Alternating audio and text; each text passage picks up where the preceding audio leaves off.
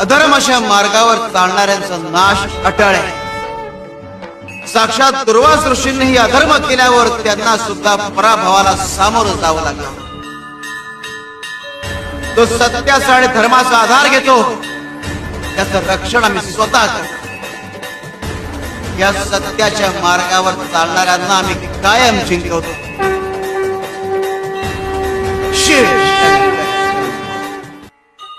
जेव्हा तुम्ही निर्भय होता तेव्हा कुठलंही संकट तुम्हाला त्रास देऊ शकत नाही. निर्भय व्हा, निशंक व्हा बाळांनो. मनातील भीती सोडा. ज्याप्रमाणे बाळ आईच्या आधारावर निर्भय असतं त्याचप्रमाणे आमच्यावर श्रद्धा ठेवा. आम्ही कायम तुमच्या सोबत असतो. शिव शंकर शंभो.